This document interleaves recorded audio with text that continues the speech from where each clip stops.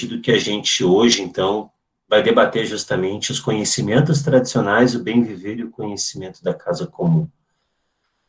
A gente vem fazendo esse percurso, passando pelos direitos da natureza, os direitos humanos, as mudanças climáticas, os biomas, mas tudo isso a ecologia integral dialoga diretamente, e na encíclica Laudato Si, o Papa Francisco ele é explícito nisso, na necessidade de escutarmos sobre os modos de vida das populações tradicionais e as lutas que elas empregam nos dias de hoje, não é? E é justamente assim que a gente entende esse caminhar e essa construção da ecologia integral, né, e da justiça socioambiental, ao lado destes povos, colaborando com eles. E por isso a gente fez questão de ter um módulo neste curso especificamente para tratarmos desses saberes, desses povos e dessas culturas que tanto nos chamam a atenção há muito tempo sobre os caminhos equivocados que a nossa sociedade vem tomando no que a gente chamou de desenvolvimento, e que agora a gente se confronta com o inevitável, não é? Outro dia, lá na Frente Parlamentar Ambientalista, alguém falava, eu quero saber como a gente explica para uma criança de 4 anos, 3, 4 anos, o que é o coronavírus? Por que ele nasceu? Que é o que as crianças perguntam, né? Por que ele existe? E alguém, a Sônia Guajajara, eu acho que falou isso, ela falou, a gente tem que dizer na nossa resposta que ele existe porque a gente não construiu uma relação respeitosa com a natureza. Então, é nesse sentido que as culturas, o bem viver, a relação desses povos com o planeta, com a natureza, tem que ser olhados com carinho, entendidos por nós, para que a gente possa fazer essa transição paradigmática que nos exige os tempos atuais. E nesse sentido eu fico muito feliz de hoje contar com 2 pessoas que moram no meu coração, né, são minhas amigas, minhas guias, a Márcia Cambeba e a Xodan. A gente teria também a Carmen Pancararu, que não pôde estar conosco, vamos ver se ela consegue estar no próximo encontro, e também o Johnny, mas o Johnny vai falar de políticas públicas, foi remanejado para a próxima aula, e assim a gente tem mais tempo para ouvir a Carmen e a Yashoda. A Yashoda ainda está para chegar, então a Márcia está por aí, vou deixar que elas se apresentem, como sempre a gente faz, mas já vou dar uma palhinha, né, assim, a Márcia, tanto a Márcia quanto a Yashoda, elas são 2 amigas não só minhas, mas do OUMA, né, do Observatório, a gente faz muitos trabalhos juntos nessa luta. A Márcia, ela é um fenômeno de frentes de trabalho, né, mas a Márcia, ela é professora, geógrafa, ela é poetisa literária, ela é liderança indígena, ela é um monte de coisa, e agora é candidata a vereadora de Belém, ainda bem, né? Temos aí uma candidata indígena que pode levar nossas causas à frente aí. E a Yashodan é a matriarca de um quilombo no Rio Grande do Sul, que se chama Quilombo Morada da Paz, é um quilombo que representa a nação Muzungue, que é uma nação que foi extinta e resgatada depois por caminhos dentro da Umbanda, né? Eles se denominam afro-budo-indígenas, né? Depois a Yashodan pode contar para nós um pouquinho sobre a Morada da Paz também. Eu passei para vocês hoje, durante o dia, os links de livros, vídeos, materiais que nós temos, tanto de umas quanto da outra, né, para vocês poderem ter acesso. O OMA já publicou livros, inclusive, da Márcia e da comunidade Morada da Paz. São todos materiais que estão disponíveis gratuitamente para além serem divulgados. E, então, eu te agradeço muito, Márcia, essa é uma turma muito querida, assim, a gente tem se encontrado todas as quintas-feiras para aprender, e vou te passar a palavra pelos próximos 25 minutos, 30 minutos, para te nos contar um pouquinho, justamente, sobre esse enfoque, né, qual é a relação dos conhecimentos tradicionais, do bem viver, do cuidado da casa comum, do que a gente tem vivido hoje. Fica à vontade aí, minha amiga, seja muito bem-vinda, muito obrigado pela tua participação, a palavra é tua. Luiz, meu querido, gratidão, meu irmão, você sabe que mora aqui no coração de todos nós, povos indígenas, porque você é um irmão, você é um parente, né? E depois eu explico a palavra por parente, o que ele representa para a gente, Luiz já sabe, e muitos aqui também. Mas para quem não sabe, eu posso explicar daqui a pouquinho, dentro da minha fala, o que significa a palavra parente. E, como sempre, a gente não começa nada sem a permissão da espiritualidade, né? Nós não estamos fisicamente juntos, senão seria um ritual, não seria? Seria uma grande roda, como sempre a gente faz, mas virtualmente, mesmo virtualmente, a gente não pode deixar de pedir a permissão para as nossas ancestralidades, daquilo que vamos falar, como vamos falar.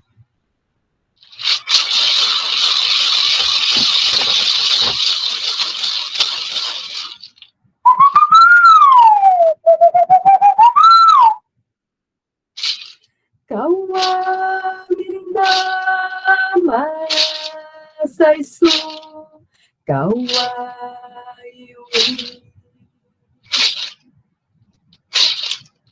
Kauá, Mirindá, Kauá, Mirindá, Kauá, Mirindá. Amazônia, Reruiriqui, Supi, Amazônia.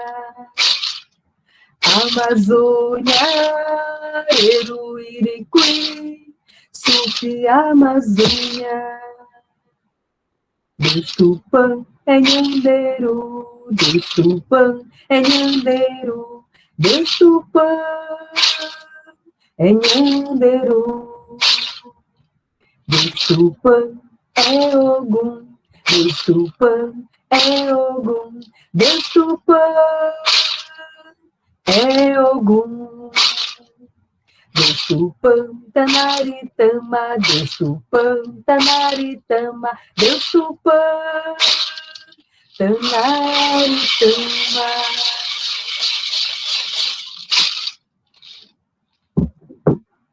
Destupã está em todo lugar, Destupã é Seneru, é Nhanderu, é Tanakanatanitu. E assim, eu saúdo a todos e a todas que estão nesse momento com a gente. Sanikaturi, sejam todos bem-vindos. Katuxize, Maniatipa Wainê, boa noite, como vão vocês? Tashira Márcia Waina Cambeba, meu nome é Márcia Waina Cambeba, e é um prazer estar falando com todos e todas. Sou do povo Omágua Cambeba, sou do Alto Solimões, Amazonas. Falo com vocês diretamente do estado do Pará, onde estou residindo atualmente há 10 anos. E é uma alegria muito grande poder partilhar um pouco do que a gente sabe. Falar, inclusive, dessa relação do bem-viver e os povos indígenas e como que esse bem-viver pode estar presente em nossas vidas, estando ou não em aldeia, vivendo em cidade, como é que a gente pode manter essa relação intrínseca com a natureza. E eu quero começar com um poema que está, olha, O Lugar do Saber, meu segundo livro, proporcionado pelo OMA, Observatório Jesuíta, com muito carinho, e que já vai, viu, Luiz, para a segunda edição ano que vem, uma edição ampliada, pelo parente Daniel Munduruku. E nesse livro, que eu tenho certeza que já foi passado para vocês o link, vocês podem baixar gratuitamente o PDF dele, tem um poema chamado, na página 27, vocês vão encontrar um poema chamado O Tempo do Clima. Como eu não tenho decor, eu vou ler. E houve um tempo onde dançavam as borboletas, na grama verde pousavam para descansar e ouvir o canto do vento ecoar. Houve um tempo em que o sol brilhava mais forte, clareando o caminho com paz e bem, amadurecia os frutos, não prejudicava ninguém.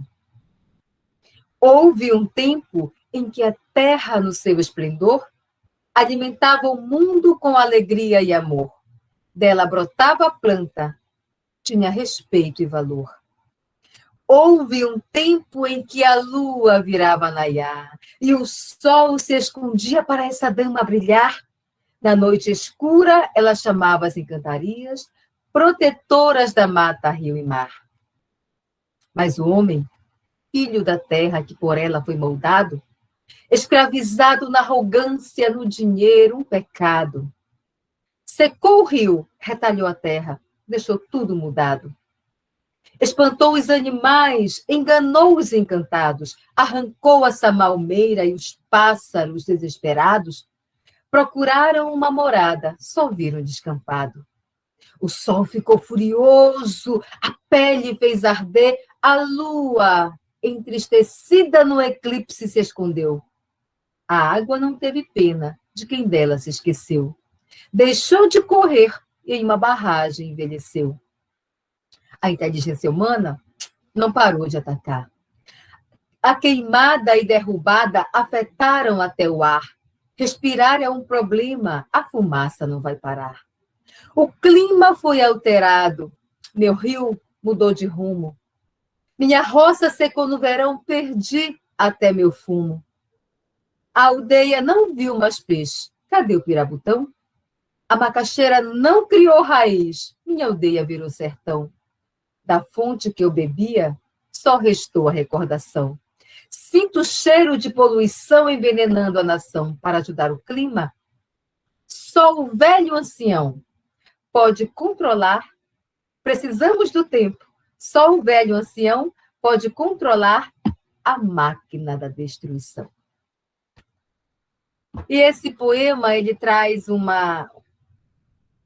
com certeza, uma ideia da nossa ação no planeta, da nossa ação na própria casa comum que nós moramos, como a gente costuma dizer, não é, Luiz? Nos nossos encontros, nós vivemos numa casa comum. E quando a gente fala casa comum, é porque de fato é de todos nós. Não é só do quilombola, não é só do ribeirinho, não é só dos povos originários, conhecido como os povos indígenas. A casa comum é de todos nós. E nessa casa comum, todos nós temos obrigações e deveres. De cuidar, de conservar, de zelar, de varrer. E aí entra essa palavra bonita, mas que não basta só dizer. É preciso sentir, é preciso colocar em prática, chamada bem viver. Quando a gente pensa em coletividade, e aí entra muito a relação dos povos originários, dos povos tradicionais, que vivem em comum unidade. Daí a palavra comunidade. De comum unidade, comum a todos. Por exemplo, quando você vai fazer um roçado, uma roça, que é uma roça comunal, olha aí, o nome já é sugestivo, comunal, quer dizer de todos. A gente faz um grande ajuri. E para esse grande ajuri, todos são convidados. Vai plantar, vai limpar, vai colher, vai descascar, vai ralar, vai mexer a farinha, né? Vai torrar a farinha, e essa farinha vai ser partilhada com todos na aldeia. Isso é ajuri. E aí eu pergunto, na cidade, em que momento a gente para fazer um ajuri? Em que momento a gente para se reunir e dizer, vamos limpar determinada praça? Vamos plantar, vamos fazer um canteiro em determinado lugar. Vamos fazer um ajuri. Um dia desse, veio um grupo de Belém, reuniram para fazer umas hortas aqui num determinado ponto de um amigo meu, no terreno do pai dele, né? E aí foram convidando, e o povo foi indo, daqui a pouco tinha muita gente. Era o povo reunido para carregar lenha, para fazer as linhas dos canteiros, as ruas dos canteiros, como a gente chama, outros para capinar, outros para arar o solo, né? Isso é ajuri. E eu explicava, enquanto eles explicavam na perspectiva da biologia, da questão ambiental, eu falava pelo lado da questão indígena, de como pensar tudo aquilo dentro de um olhar do bem viver. Isso é bem viver. Quando você reúne para um bem comum.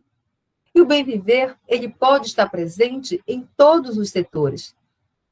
Não só na aldeia, mas na cidade. Por que na aldeia nós não temos orfanato? Já pararam para pensar? Por que na aldeia a gente não tem asilo? Por que na aldeia a gente não tem hospício, sanatório? Porque a gente tem tudo muito organizado em nossas ideias, e o bem viver permeando tudo isso é nos explicado desde pequenininhos formas e formas de entender a coletividade, de respeitar a coletividade, de conviver com todos em harmonia. A psicologia indígena existe. Ela é ensinada a nós, e aí a gente vai passando para os nossos desde pequenininho.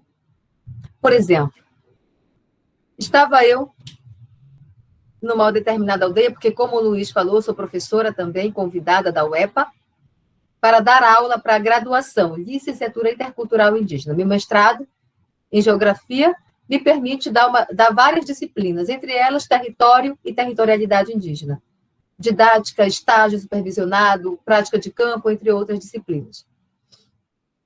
E eu sou fotógrafa também, né? E eu estava fotografando a paisagem, o rio, e de repente eu vi uma canoa cheia de menino. Tudo numa idade de 2 anos, 3 anos, 4 anos, o mais velho devia ter 8. E eu observando e fotografando eles no rio. E observando aquela ação, né? E pedindo a Deus que a canoa não emborcasse, com medo que eles se afogassem. De repente, a canoa emborcou. A gurizada foi tudo né? Tudo para a água. E começaram a bater água. O mais velho e os maiorzinhos desemborcaram a canoa, né? E enquanto isso acontecia, eu gritei para os pais de um deles que estava próximo: olha ali, teu filho está se afogando. Tu não vai lá ajudar? Eles, olhando da beira do barranco, de onde eu estava, disseram: não. Eles vão desemborcar a canoa, vão entrar na canoa e vão remar aqui para a beira. Mas e se eles se afogassem? Aí, se eles se afogassem, a gente ia ajudar. Mas tem que deixar primeiro eles darem um jeito. Aprender a enfrentar as adversidades do rio e entender o rio. Aprender com o rio. Então, naquele momento, eu aprendi e já sabia, porque fui ensinada por meus pais, que o rio é pedagógico, o rio ensina. Então, as crianças estavam enfrentando o seu medo, mostrando que são capazes, que tem inteligência suficiente para sair daquele conflito, daquela situação adversa que eles estavam passando, de medo, de desespero. Então, as crianças tinham que manter a calma para não bater água, porque o afogamento se dá pelo desespero das pessoas, né? Um puxa o outro e vai. E tinham que ter agilidade para virar a canoa, entrar na canoa, e o medo ia fazer eles remarem rapidinho para a beira e sair dali do rio, né? Então, quer dizer, ali tinha a questão pedagógica, mas também tinha a questão psicológica. O entender o rio, o aprender com o rio, né? E o silêncio de tudo isso, né? Importante, eles não gritaram, eles não se desesperaram, não chamaram socorro. Eles deram jeito. E a gente não tem essa reação em casa, né? Logo a gente quer fazer tudo, logo a gente quer proteger demais, super proteger demais, isso muitas vezes acaba não deixando com que a pessoa cresça e se torne um adulto que consegue dar conta de si, acha que sempre tem que ser super protegido, né? E eu aprendo muito quando eu estou nas aldeias. Isso é bem viver. E todos até que o último entrasse na canoa, ninguém correu dali. Todos entraram na canoa e sim vieram, ou seja, a coletividade junto, né? Até as crianças têm essa relação de coletividade, de um ajudar o outro, essa ajuda mútua, né? Então, isso tudo tem que ser percebido com um olhar muito apurado, porque, de qualquer forma, você passa batido. Mas a gente tem que ter um olhar apurado para tudo isso. Olha aí a Shodan chegando aí. Né? Nossa querida. Então, o bem viver, ele pode estar presente na cidade, sim. De que forma? O fato de você dar conta procurar evitar acumular muito lixo, né? Procurar, por exemplo, por que você não leva a sua bolsa de pano para o supermercado, em vez de trazer sacola plástica? Evitar comprar comprar em excesso, né? A gente tem um consumismo exacerbado. Eu quero sempre mais, eu não me conformo com pouco, eu tenho que estar sempre com muito. Olha lá, eu tenho que estar sempre. Aí a Shodan está no Pará, é? Ela não te contou, né? Ela tá no Pará. Então, é complicado, porque ela chega e não avisa. E a gente não tem como falar com ela, sabe? Eu fico sabendo numa live, minha irmã, porque eu estou vendo um dito cujo atrás dela, que eu conheço. Mas peraí, eu não vou dar mais aquele tabaco que eu prometi para ela. Bom, brincadeira, minha linda, brincadeira.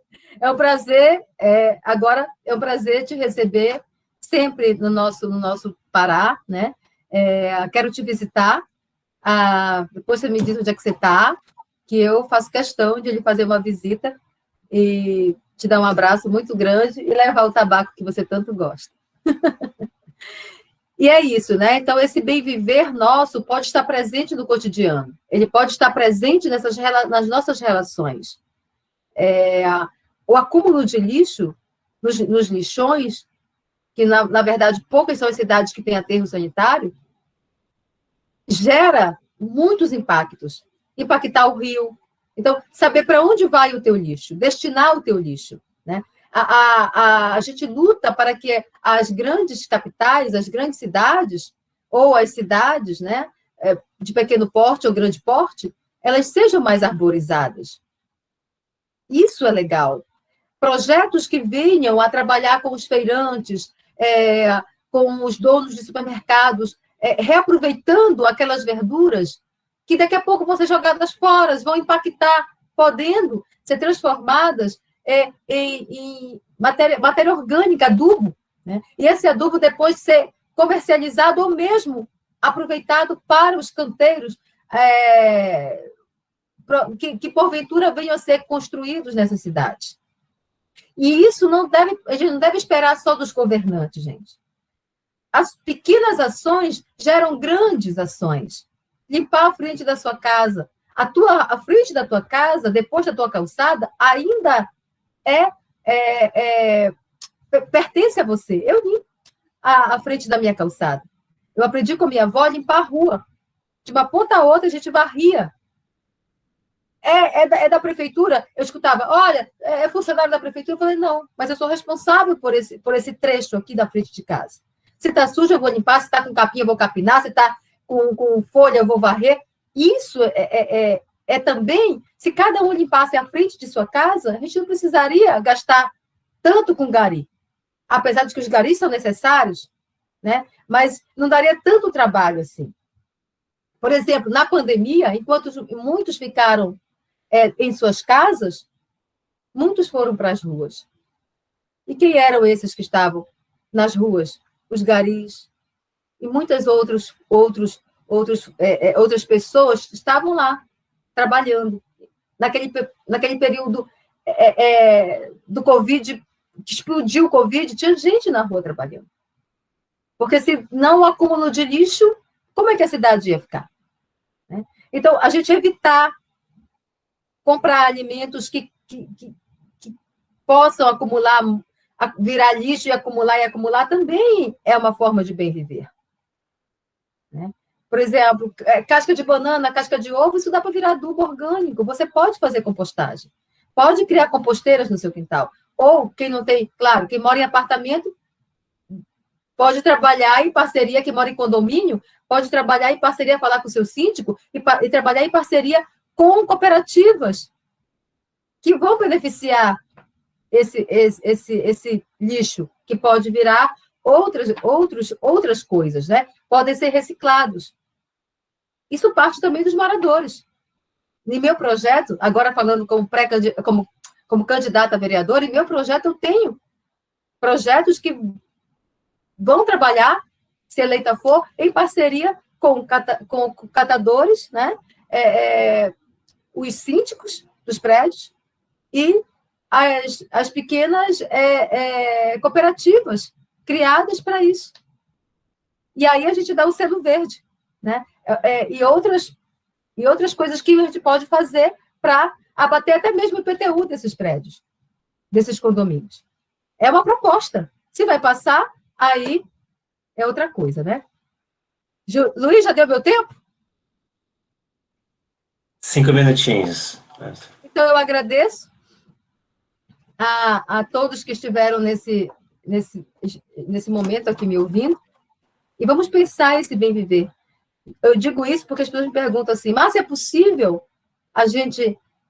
esse bem viver estar presente na cidade? Claro que é. Ele não tem que estar presente na cidade, gente, ele tem que estar presente dentro de nós. É dentro de nós que tem que estar presente, né? A questão ambiental, ela é algo que tem que estar dentro de nós. Essa relação com a natureza é intrínseca, ela não é separada. Não é ela lá e eu aqui. Não, está tudo junto, é interligado. É necessário que se pense assim. E que essas ações ambientais, elas possam ser levadas de modo particular para dentro das escolas, falar com os alunos, pensar com os alunos, refletir junto. Isso é legal, né? E eu vou encerrar com um poema que diz assim: não me chame de índio, porque esse nome nunca me pertenceu. Nem como apelido eu quero levar o erro que Colombo cometeu. Por um erro de rota, Colombo em meu solo desembarcou. E com desejo de nas Índias chegar, o nome de índio lhe apelidou. Esse nome me traz muita dor. Uma bala em meu peito transpassou. Meu grito na mata ecoou. Meu sangue na terra jorrou. Chegou tarde, eu já estava aqui. Caravela portou bem ali, eu vi o homem branco subir. Na minha uca, me escondi. Ele veio sem ter permissão, com a cruz e a espada na mão. Nos seus olhos, uma missão: dizimar, em nome da civilização. Índio eu não sou. Sou Cambeba, Wapixana, Cocama, Baré, Banil, Assateré, Mura, Juruna, Munduruku, Aiuai, Wapixana, Suruí, Assurini, e resisto com garra e com muita fé. Mas índio eu não sou. E a palavra parente é aquele que sente o que a gente sente, que está irmanado na luta, que abraça a causa da gente. Não é só aquele que é do povo, do mesmo povo, e parente não significa para nós consanguinidade tão somente. Parente é aquele que está irmanado com a gente, que está na luta.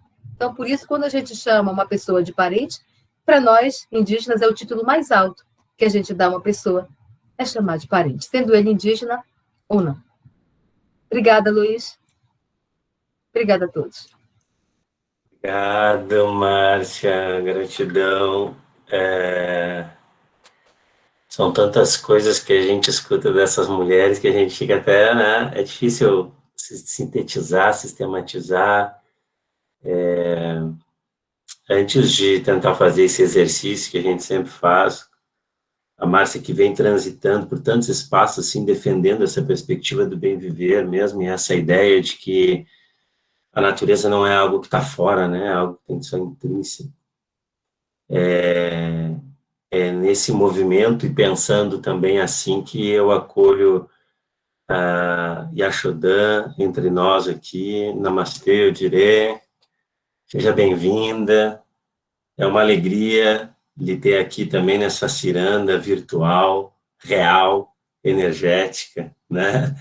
Que vem se encontrando todas as quintas-feiras à noite, já faz um bom tempo, para conversar, para aprender, já passaram por aqui amigos nossos, né? O Bené, o Miguel Tembé, a Marcivana Ceteré Maué, tantos e tantos amigos que caminham conosco, e eu estava muita expectativa e muito alegre por esse encontro, assim, de encontrar com a Márcia e com a Yá, porque são pessoas que nos dão esse suporte filosófico, espiritual, cosmológico, para tudo que a gente vem tentando defender, transformar, mudar. E então, Yá, seja muito bem-vinda. A gente está conversando um pouquinho aqui justamente sobre essas perspectivas de bem viver, de conhecimentos tradicionais, das relações dos povos tradicionais com a terra, com a natureza, o quanto que isso pode nos ensinar no mundo que a gente vive hoje, no momento que a gente vive hoje, né? Eu já apresentei vocês duas no início, a partir de um ponto mais afetivo meu, de como eu as conheço, mas aqui todo mundo que chega toma a palavra e se apresenta, então tu fica à vontade para ter a palavra nos próximos 25, 30 minutos, começar te apresentando e compartilhar conosco aquilo que tu quer compartilhar. Para depois a gente poder também abrir, desses 25, 30 minutos, essa ciranda para os outros participarem também. Muito obrigado. Axé, chuva de luz. A Goiamojubá, eu peço a bênção do Conselho de Iás e Babas, da nação Muzungue, território de Mãe Preta. Peço a bênção das divindades que nos guiam, sustentam e protegem, mais velhos e mais novos, para que eu tenha um axé de fala, um axé de escuta, de profundo respeito. Eu sou Yaxodã Abiayala.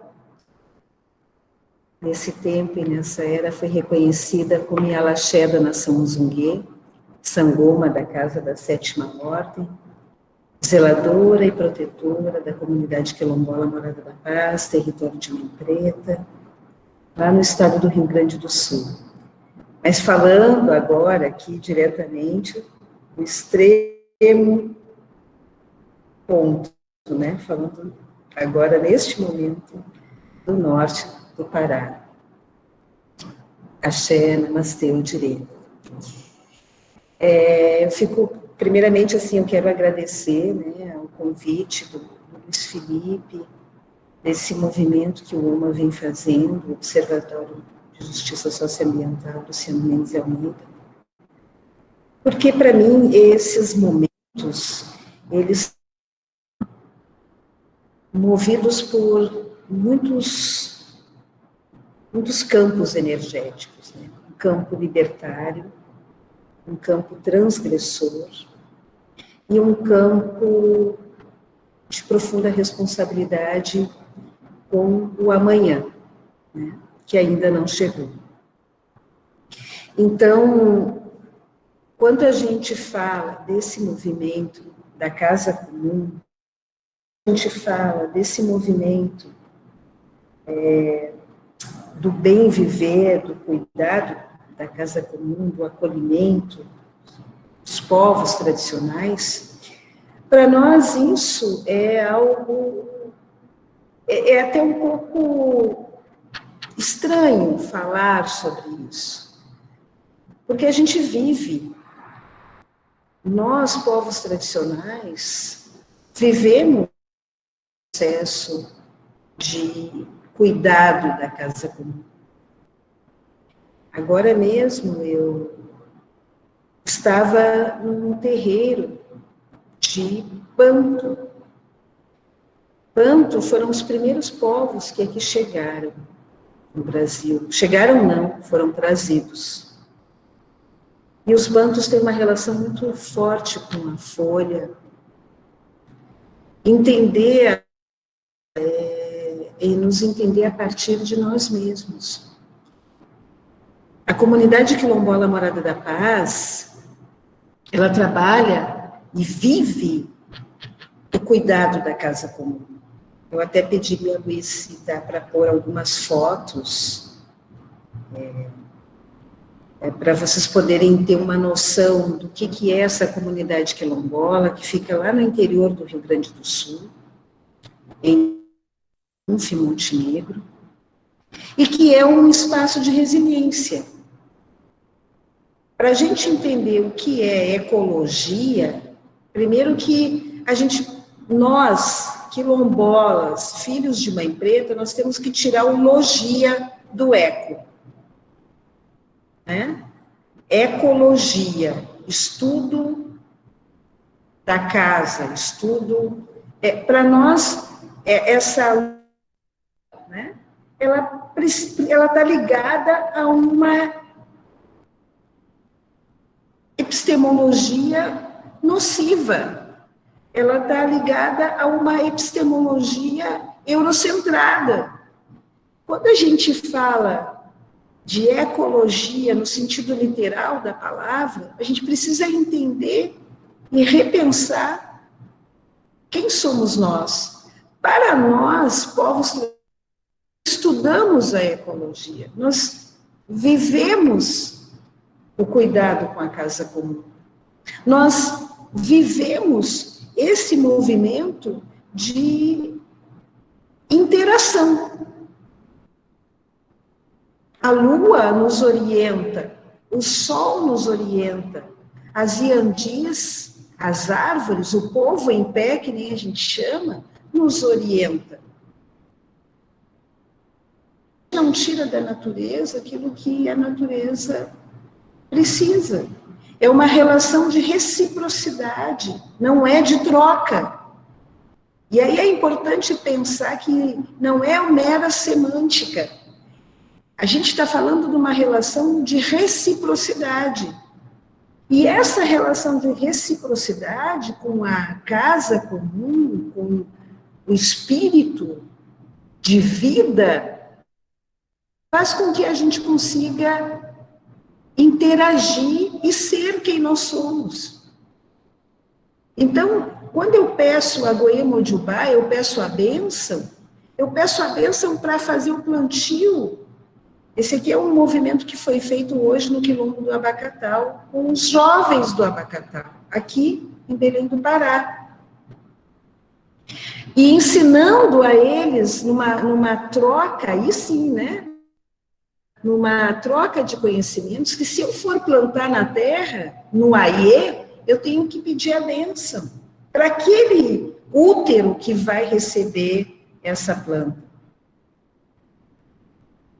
Se eu for fazer o plantio, eu tenho que evocar as divindades que estão no caule, nas raízes, nos galhos, nas folhas. Quando a gente discute isso, dialoga, e a gente está dialogando aqui com pessoas que são universitárias, que são formadores de opinião, a gente está falando do nosso lugar. Quando a gente fala do estudo da ecologia, bom, a gente precisa entender que palavras são essas. Porque a casa comum está aí. E uma casa está sendo mexida e abalada. Aqui são os outros jovens e crianças da comunidade quilombola lá no Rio Grande do Sul. Então, nós estamos falando de duas realidades que parecem ser muito diferentes, de ponta a ponta do Brasil. Lá no sul e lá aqui no norte. E no sul e no norte são duas comunidades quilombolas e que se encontram nessa relação de compreender que aquilo que eu ofereço para a natureza, existe uma relação de reciprocidade. Eu cuido dessa natureza, essa natureza cuida de mim. Mas aonde é que ela está? Aonde é que essa natureza está? Ela está lá no mato? A natureza é cósmica, ela é um ser senciente. Então, ela não está num lugar distante de mim. Ela me compõe. E essa relação de reciprocidade é de compreensão que eu tenho com esses seres sencientes que estão habitando esse planeta comigo. Bom, mas isso parece distante, talvez, de algumas realidades. Mas não é quando a gente tem lógicas ecocidas e genocidas imperando. E essas lógicas ecocidas e genocidas, essas políticas, como diz o Silvio de Almeida, essa necropolítica desses tempos que estão soprando nas nossas cabeças, é que faz com que o céu caia sobre nós. E que estejamos todos agora nesta condição. Que é uma condição. E é uma condição de consequência, não é uma condição de causa. Estarmos isolados, né, entre aspas, que quando a gente fala que estamos no isolamento social, povos quilombolas indígenas sempre tivemos, isso não é novo para nós. A pandemia não fez ressaltar o processo de segregação, não fez ressaltar o processo de racismo, não fez ressaltar o processo de isolamento. Nós sempre estivemos num processo de isolamento, de racismo estrutural, de violência. E quando eu digo nós, enquanto mulher preta, quilombola, da zona rural, eu e a minha irmã natureza. Porque ela é um ser senciente. Então, se nós temos políticas públicas genocidas, ecocidas, como que nós vamos enfrentar isso? Com atitudes transgressoras. Nós precisamos transgredir. Nós precisamos transgredir nos espaços. Nós precisamos transgredir quando a gente faz um relatório e diz que o povo X migrou para a região tal, né? Porque se instalou lá, Vale do Rio Doce. Ele não migrou por espontaneidade. Ele foi expulso daquela terra. Ele foi expulso daquela terra. Há muito tempo, eu venho dizendo que nós estamos em guerra. E não é só eu. Eu vi o Ailton Krenak também falar sobre isso. Estamos em guerra. Se estamos em guerra, eu sou do povo de Axé. Exu ensina que não é somente o amor que é o contrário do ódio. Nos ensina que a alegria também é potência de revolução. Que a alegria também é potência de transformação. Nós estamos falando da casa comum e fomos obrigados a ficar na casa física. E quantas pessoas que estão nos ouvindo que foram de reconhecimento da sua casa física. Tiveram que passar por um processo de reconhecimento e reinvenção das suas relações com os mais próximos.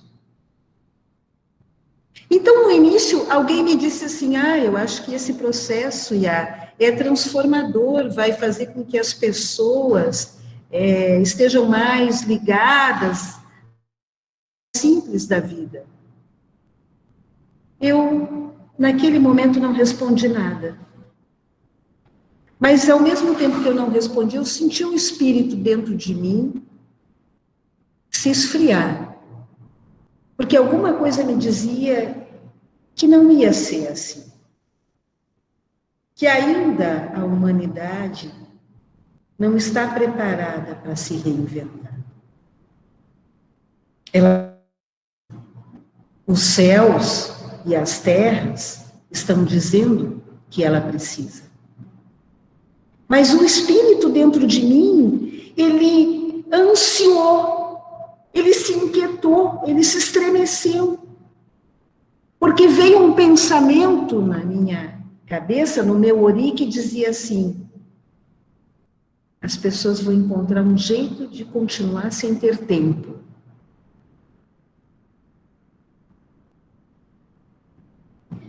Estamos, eu nem sei que mês a gente está, novembro. Estamos em novembro. E as pessoas estão com a agenda cheia. E a maioria nem saiu de casa. Estamos em novembro e tem pessoas que estão a 300 por hora.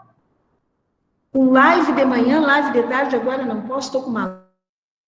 Eu, em março, assistia aquilo que eu nem sabia que era o nome de live, chamava de live, mas live. Assistia, era interessante. Hoje é difícil, porque você tem 300 lives por minuto, por hora. E o que fica disso? Se nós realmente desejarmos cuidar da casa comum, entender qual o sentido de casa para a gente. Um lugar de lar, um lugar de estar, um lugar de zelo, de cuidado, porque cuidado não é a mesma coisa que zelo. Cuidar e zelar não são sinônimos. E isso a gente aprende dentro do território da Mãe Preta, da comunidade quilombola Morada da Paz. Que a natureza não está lá. A natureza é um ser senciente que coabita aquele espaço que eu coabito, assim como a água, assim como a terra, assim como eu.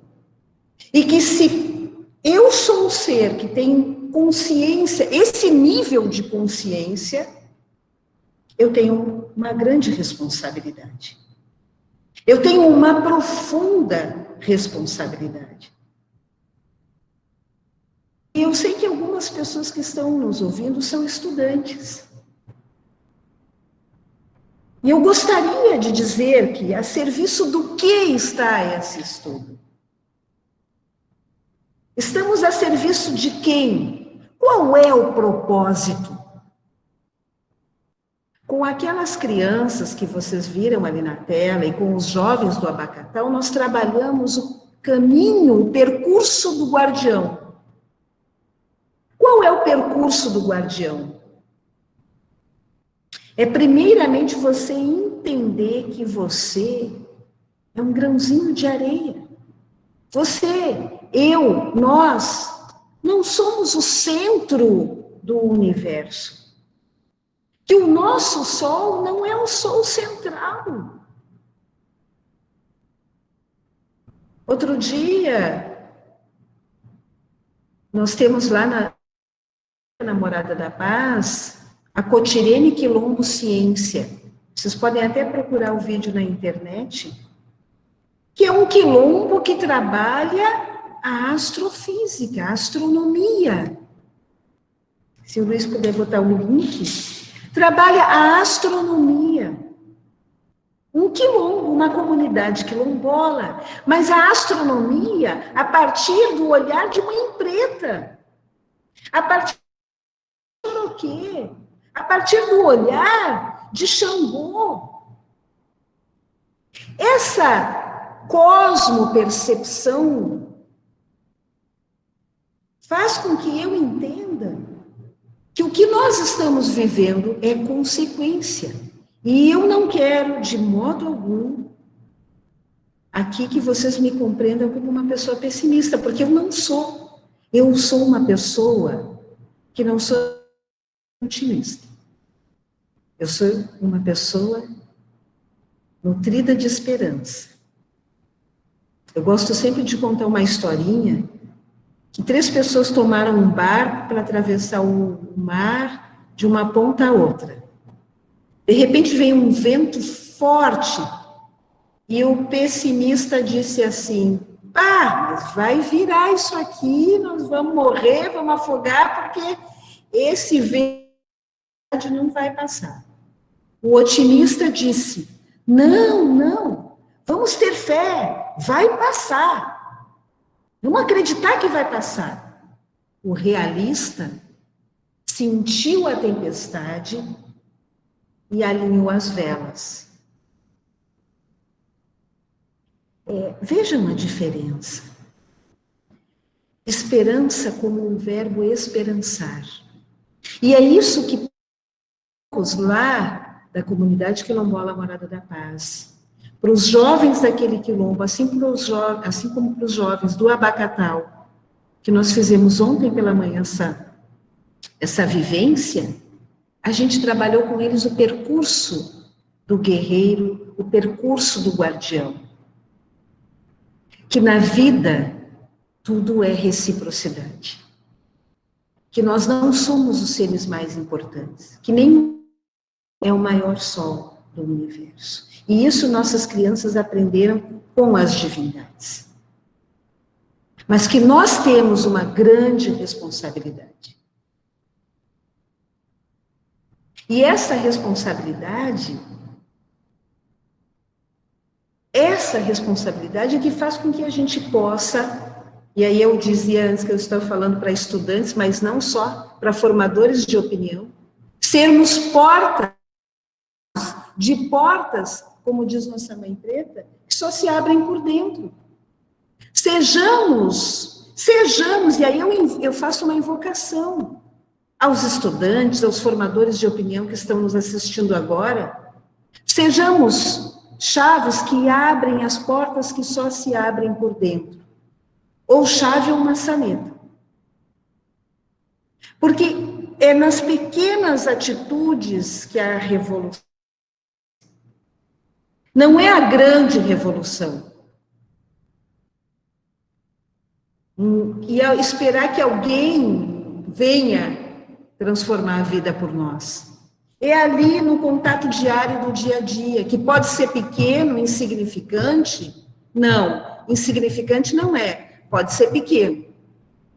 Mas um fio de contas, ele é construído por de cada vez. Nós precisamos de políticas públicas que enfrentem essas políticas que estão postas aí. Mas como haverá políticas públicas sem pessoas sensíveis, se nós estamos vivendo aquilo que chamam do capitalismo virtual da eliminação? O capitalismo virtual da eliminação, ele é grande, mas ele destrói tudo. Então, eu posso tomar decisões se eu vou separar o lixo seco do orgânico. Poxa, mas ainda no século XXI a gente dialoga sobre isso?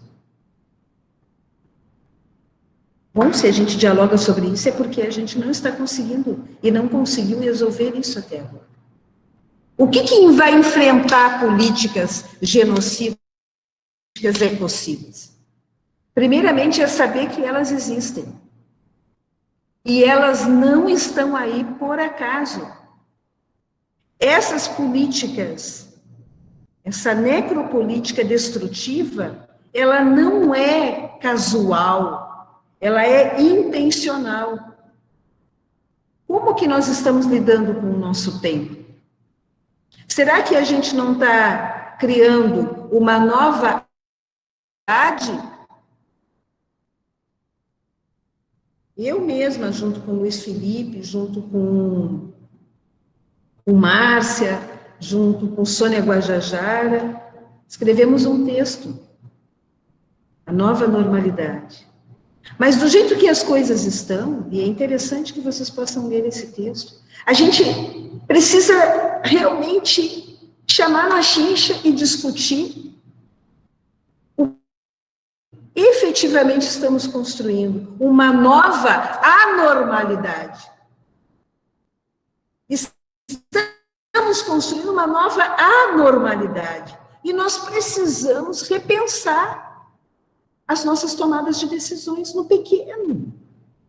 Na escolha agora dos candidatos, no projeto político de cada um, na nossa atitude política, que é independente partidária, mas na atitude política de decidir, de buscar saber a origem daquele produto que nós estamos consumindo.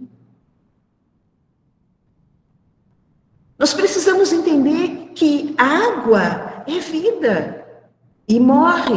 E se a água, que é vida, morrer, nós vamos morrer. Eu gosto muito de um poema, de um fragmento de poema da Conceição. Ela diz que a noite não adormece para as mulheres. A noite não dorme para os olhos das mulheres. Eu faço uma interpretação desse poema da Conceição, porque nós, mulheres, somos as portadoras naturais do zelo e do cuidado. Somos portadoras naturais do zelo e do cuidado. Mas não somos exclusivamente portadoras do zelo e do cuidado. Ocorre que nós, mulheres, na grande maioria, sabemos zelar e cuidar. Daí que eu acredito que Deus é mãe, que dá colo, que acolhe, e que neste momento, como mãe, derrama as suas lágrimas para as nossas insensatez. O que faz nos tempos modernos ou contemporâneos, a gente tem que discutir o bem viver. Lá no planeta, nós temos a casa de comer. É a casa onde a gente faz o alimento para todas as pessoas do quilombo. Na Morada da Paz, não tem cada um prepara a sua comida e come na sua casa. Porque comer junto é um ato político e revolucionário. Nós vivíamos isso. Mas quem disse para nós foi a Aurilene, aqui do CAC de Belém. Ela disse que leu isso aonde? Ela leu num outro quilombo. Nós já vivíamos isso. Quantas vezes nas refeições, quantas refeições a gente faz com as pessoas que coabitam a nossa pequenininha morada? Com quantas pessoas a gente compartilha o nosso alimento? É sentar e comer, sem celular, sem iPhone, sem tablet, sem nada. É oju, é olho no olho. Porque comer junto é um ato político e revolucionário. Nós plantamos junto, nós colhemos junto e nós comemos junto. E isso parece ser tão pouco, mas não é. Porque nos tempos agora de pandemia, que a comunidade quilombola não pôde abrir suas portas para acolher as pessoas, que em média nós acolhemos 100, 200 pessoas por mês, e que essas pessoas, ao irem no nosso território, doam alimentos, recursos para nós, nós sabíamos comer com muito na mesa e sabíamos comer com pouco na mesa. Porque ali, o alimento que nos nutria e nos sustentou por muitos dias foi saber que nós temos um ao outro. Isso é bem viver. E isso é possível. Nós, povos tradicionais, indígenas e quilombolas, somos resilientes. Então, nós sabemos conviver com um pouco, mas nós queremos o que é nosso de direito. Quantos irmãos, quantos parentes voltaram para casa voltaram para as aldeias, retornaram para os que estavam na zona urbana. Por quê? Porque comer junto é um ato político e revolucionário. E entendam comer no sentido mais amplo da palavra. É alimentar-se de aconchego, é alimentar-se de acolhimento. Isso é potência de transformação. Porque solidão está pegando todo mundo. Outro dia, numa conversa, Luiz Felipe trouxe uma expressão que marcou e tocou o meu coração. Fé esperançar. Eu venho repetindo isso como um mantra. Fé esperançar. Então, nossos filhos, nossos irmãos, sopram os nossos ouvidos de coisas que a gente já estava vivendo. E é assim no território de Mãe Preta. A cada dia é um novo começo. E esse novo começo se sustenta em fé, em esperançar e alinhar as velas para que o vento da tempestade não venha de encontro a nós. Porque faz parte. A chuva que caiu todos esses dias em Belém, porque aqui é inverno, faz parte. E eu não posso ter medo da terra, a terra não suja. Às vezes a gente ouve, né, algumas pessoas dizendo, não vai na terra que vai se sujar. Agora não pode ir na terra, porque pode sujar a terra. Então, a gente precisa realmente ter tento, porque se nós estivermos atentos, nós vamos nos dar conta que talvez estejamos a passos muito rápidos na direção de uma nova anormalidade. Só deslocar tempo e espaço, práticas e hábitos que nos conduziram ao que nós estamos vivendo hoje. E que na cidade, e para pessoas que não vivem em comum unidade, é muito mais doído, doloroso e sofrido. Mas lá no nosso território a gente sabe que quem planta vento só pode colher tempestade. Então, esse tema, povos tradicionais, casa comum, bem viver, eu diria que para nós se resume numa potência que se pode denominar comum unidade. E solidariedade, eu fiz uma parede na minha sala de estudos das palavras que eu mais ouvi desde março, quando foi deflagrada a pandemia, porque o vírus já tinha chegado no Brasil muito antes, né? Janeiro e fevereiro tinha muita gente infectada. Muitos amigos, pais, companheiros, pessoas queridas tombaram diante desse processo.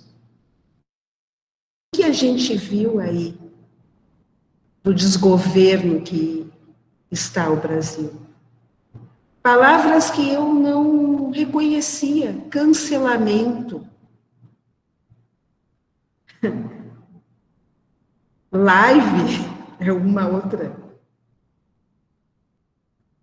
tempo, para nós do axé, tempo não é o relógio, é a divindade, é o Senhor dos nossos caminhos, tempo, tembo, demba,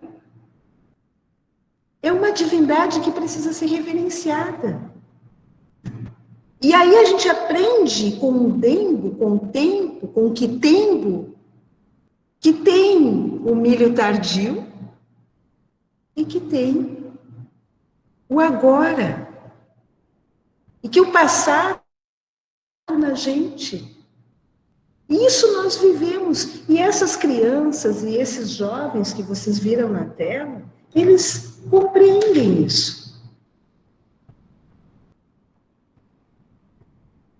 Quem serão eles? Eu não sei quem serão eles amanhã. Mas uma coisa eu sei. Que aquilo não vai embora. De algum modo, quem já viveu, quem teve contato, quem mantém contato, ou quem está no seio de comunidades tradicionais, sejam quilombolas, indígenas, se transforma. Só o ar já transforma. Então eu reitero a minha invocação de força para vocês que são pessoas formadoras e formadores de opinião. Sejam chaves daquelas portas que só se abrem pelo lado de dentro, aonde vocês estiverem. Estejam atentos ao tempo, estejam atentos a essas estruturas. Não sejam mais uma engrenagem nessa ferramenta oxidante que está aí.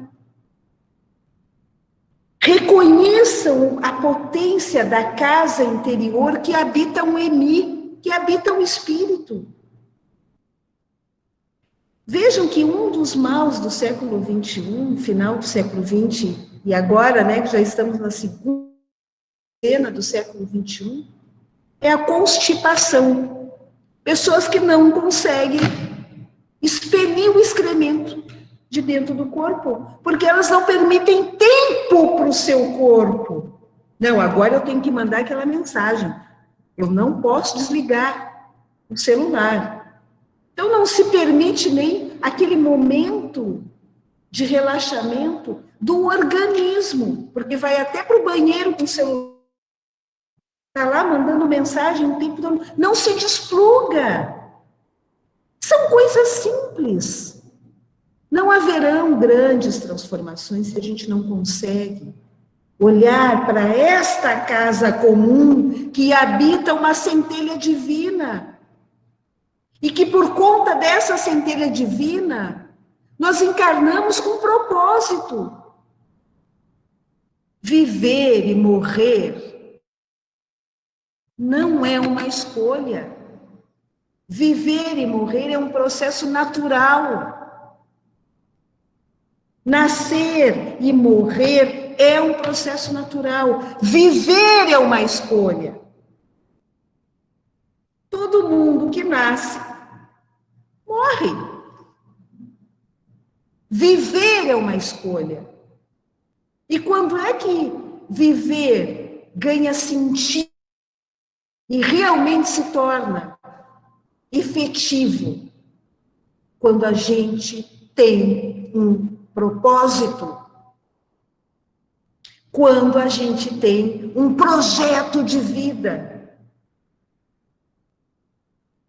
É isso que faz a diferença entre aquele espaço-tempo de nascer e de morrer. São as nossas escolhas. São as escolhas aqui, agora, neste mundo, e com quem está mais próximo, e com quem está mais longe. E com o meu pensar. É o olhar sobre o meu olhar olhando. Eu tenho que estar atento ao meu olhar olhando. Eu tenho que estar atento ao meu pensar pensando. Aquilo que eu penso é meu? É só meu? Aquilo que eu penso rompe aquela bolha, aquela atmosfera, aquela egrégora da estética? da música, da cultura. Quem sou eu, ou o que sou eu? Entre nascer e morrer, tem um percurso que se chama viver. E é nesse percurso que eu preciso ter comandante do meu caminho. Qual é o meu propósito? Se eu vou ser uma advogada, ok, o que eu quero? Enriquecer? Ganhar dinheiro? Defender dos fracos e dos oprimidos? Que tipo de diferença eu quero fazer? Ou eu quero passar despercebido? Eu quero ser só mais um, para alimentar a Maia, né? A deusa Maia do consumo, a deusa Maia da sabedoria, a divindade Maia da sabedoria. Esse percurso entre nascer e morrer, como que eu vou me posicionar no mundo para zelar e cuidar da vida? Isso está diretamente vinculado com as minhas escolhas, com as minhas tomadas de decisão. Isso está diretamente vinculado com a possibilidade, com o propósito, com o sentido de vida, a jornada do guerreiro, do guardião ou da guardiã.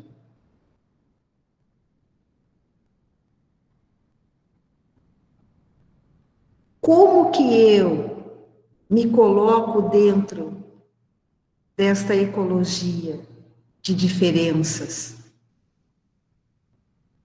Como que eu me coloco como homem e mulher, como ser, a relação com os seres sencientes que habitam? Para nós do axé, a rocha, a pedra, é um ocultar, que eu posso, como médium, como canal, manifestar o ser que reside, que habita naquela casa ali, que é um ocultar. A terra é a Iê.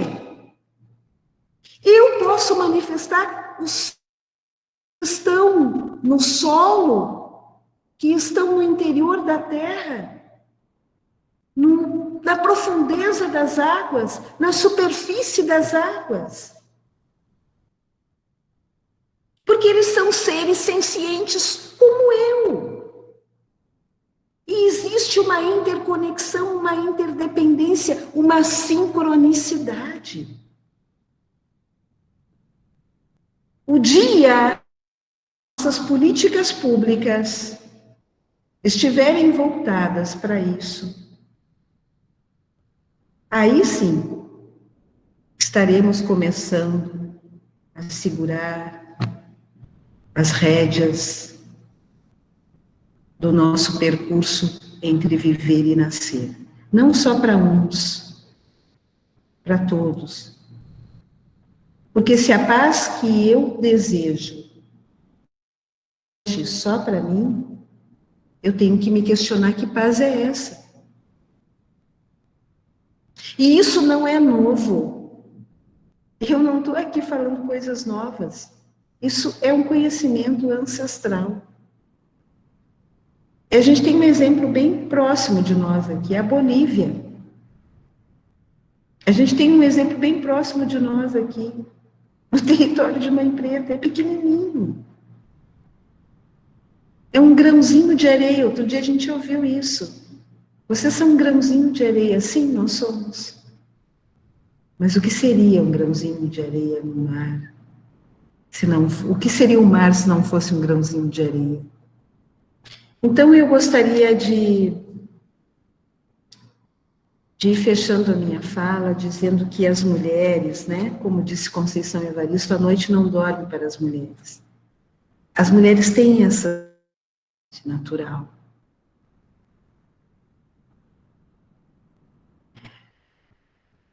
As mulheres sabem zelar e cuidar. Porque nós somos portadoras deste zelo e deste cuidado. Mas não somos exclusivas. A energia do feminino é uma energia que não está condicionada a gênero. A energia do feminino é a energia da deusa mãe, que é colo, que acolhe e que protege. Então, eu gostaria de finalizar esse momento da minha fala dizendo que espaços como esse, que concorrem com tantas lives de tanta coisa, espaços como esse que são espaços libertários, que são espaços transformadores. E espaços como esses são potentes, porque também desacomoda a egrégora de superficialidade e provoca. Pode ser que as pessoas que estejam nos assistindo, né, ou não, mas eu sei, meu coração diz e eu confio no meu coração, que alguém aí do outro lado da tela vai pegar essas palavras que ouviu,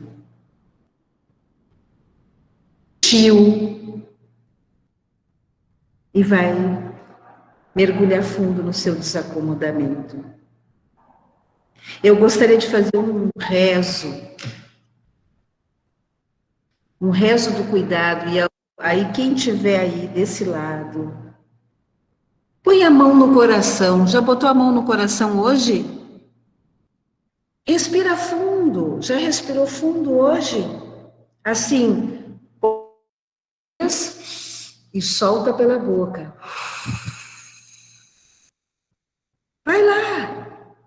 É virtual, é uma gira virtual, é um IPADE virtual. Mas a energia não está presa a tempo e espaço. E se é isso que nós temos, vamos fazer bom uso, vamos ser transgressores. Vamos, põe a mão no seu coração, sente o coração. Respira fundo, fecha o olho. Mas não vou enxergar para a tela, Iá. Não precisa enxergar, agora é sentir. Eu sou um círculo, eu cuido você. Você é um círculo, você cuida de mim.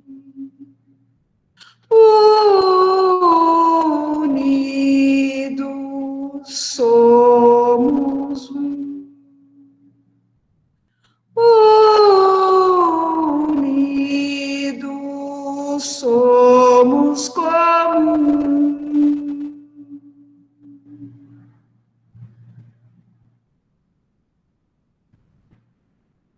Achei. Achei. E quem sentiu, sentiu. Sabe por quê? É para quem tem fé. É para quem tem fé. É para quem tem fé. É para quem tem fé. Sigamos com chuva de luz.